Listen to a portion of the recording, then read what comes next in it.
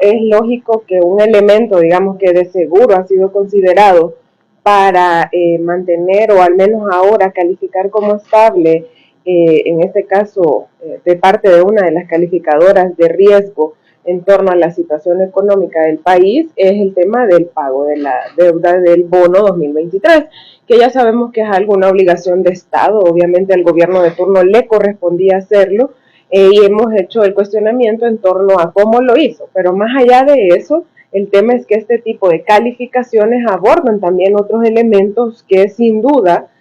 mantienen todavía el nivel de nuestro país en una condición cuestionable, porque no solamente son las decisiones en torno económico o el honrar compromisos como el pago de la deuda pública, sino que también en torno a la violación de derechos humanos, en torno a la inestabilidad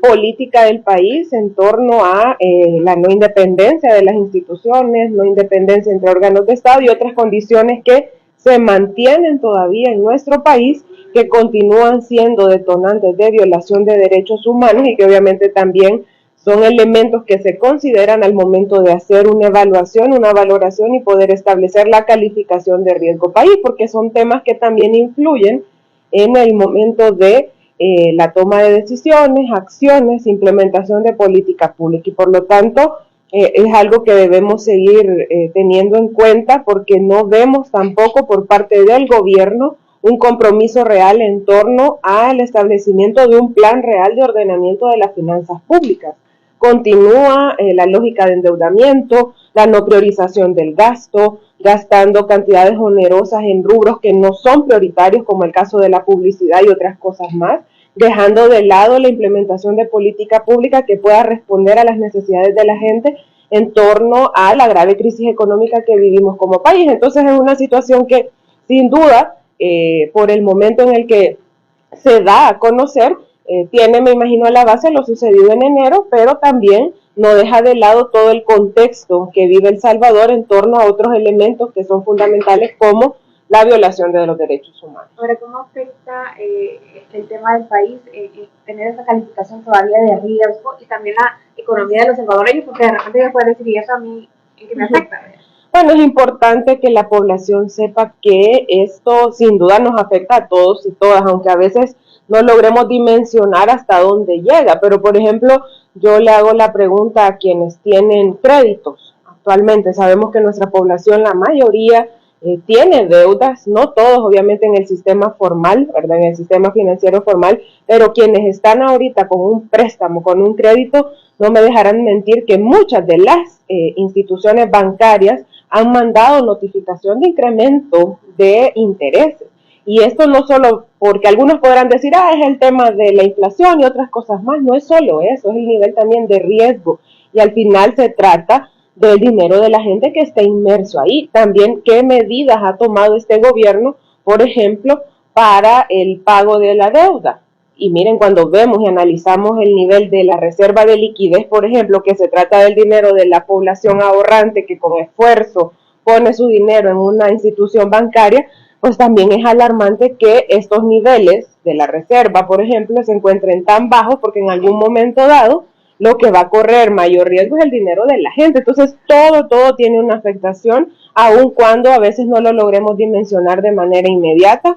Siempre es la población la que se ve afectada, la población más vulnerable, incluso cuando se deja de desarrollar algún programa, proyecto, ¿verdad? Desde la perspectiva de política pública, es la población la que se ve afectada. Entonces todo tiene, digamos, forma parte de un sistema, de un engranaje, todo tiene un impacto, y en este caso, aunque veamos lejana la situación o que alguien diga en qué me afecta a mí el gran nivel de endeudamiento, al final todos y todas pagamos las consecuencias. Diputada, en otro tema, el presidente Bukele dijo que han bajado los homicidios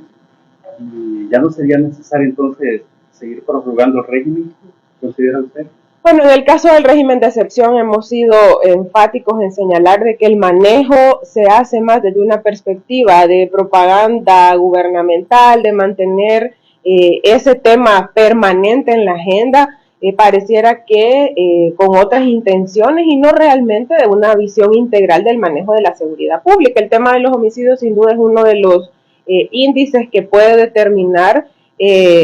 por un lado, ¿verdad? Pero no es todo el nivel de seguridad de un país. Por lo tanto, este tema, lo hemos dicho desde un inicio, creemos que el manejo de la seguridad pública, el control de la seguridad ciudadana y cómo se le garantiza a la población salvadoreña vivir segura, vivir en paz, pues se debe de hacer desde un enfoque integral y no únicamente con esta medida que ya casi va a tener un año y que sin duda los motivos que la impulsaron, o al menos lo que el gobierno dijo desde su argumentación para solicitar el suspenderle derechos a la población salvadoreña en marzo pasado,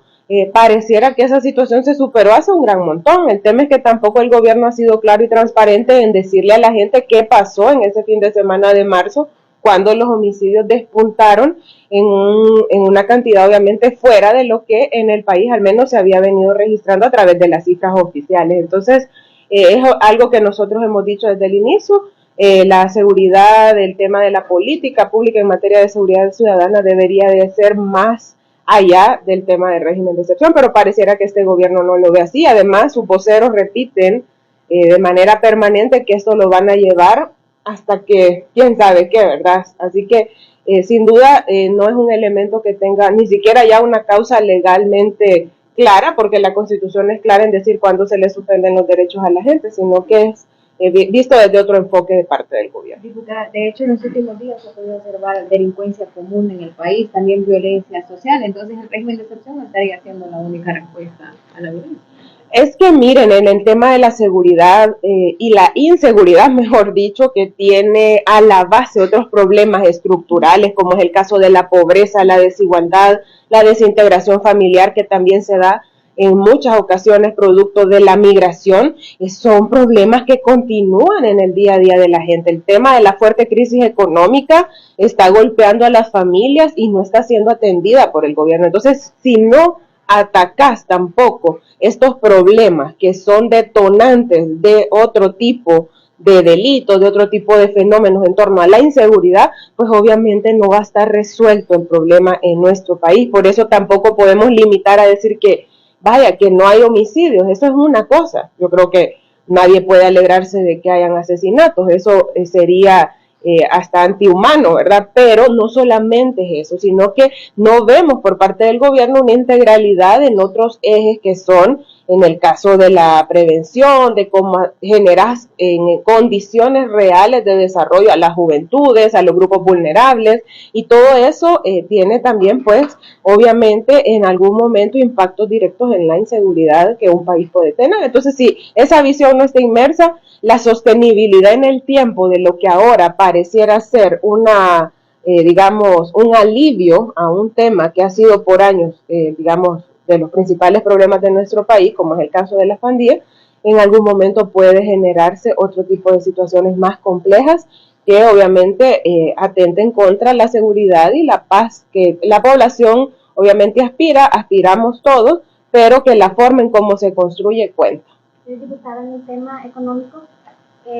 si bien hemos visto que oficialmente las propuestas de los partidos de oposición no ingresan a ser discutidas en la Asamblea y así lo logramos por medio de una solicitud de respuesta de la Asamblea, pero algunas de ustedes se presentaron después del gobierno de la Reforma, por el caso de la suspensión de ciertos impuestos a los combustibles y todo eso. Ustedes, pese a esta instancia que tienen, estarían trabajando, proponiendo alguna otra iniciativa relativa al tema económico para mitigar o paliar la situación que vive la familia salvadoreña. Claro que sí, nosotros no renunciamos a uno de los ejes de trabajo de todo diputado y diputada, que es la propuesta. Además es un derecho que está normado en el reglamento. Quien atenta aquí contra eso es la Junta Directiva, que sobrepasando sus facultades no cumple con el proceso de formación de ley para que toda iniciativa pase a discusión media vez cumpla con los requisitos. O sea, si una iniciativa cumple con todos los criterios que la ley manda, debe ser conocida en la comisión correspondiente y luego por el pleno. Más parece que acá es la incapacidad de poder argumentar del por qué no es oportuna o el por qué sí es oportuna una iniciativa y reconocer que también, digamos, no solamente el gobierno y sus diputados, que al final acá cumplen la agenda del gobierno y aprietan el botón por lo que les mandan, también hay otras voces que tienen propuesta. Y no solamente somos los diputados y diputadas que no estamos alineados al gobierno, porque muchas de las iniciativas vienen de los sectores organizados de la población salvadoreña.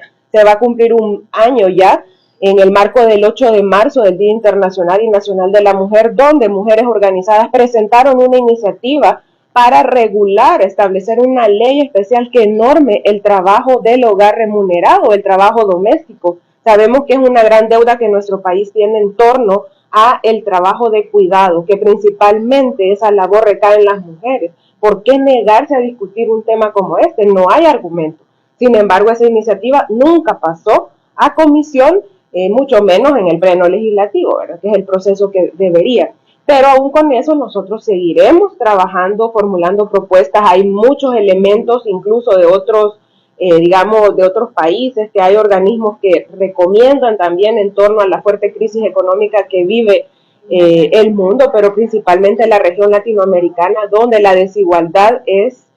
mayor. Obviamente somos la región en el mundo más desigual y por lo tanto los gobiernos de estos países, de nuestros países, deben ponerse en función de eso. Y para ello ya presentamos iniciativas en otro momento, pero nada descarta que las volvamos a poner en la mesa para que realmente sean discutidas. También en marzo pasado propusimos una serie de medidas de ahorro, por un lado, del Estado, donde todos deben asumir un compromiso y tocarse el cincho, así como la gente lo está haciendo ahorita, pero también a la par una serie de propuestas en torno a programas puntuales. Por ejemplo, un bono a las mujeres, que ya sabemos que en torno al desempleo,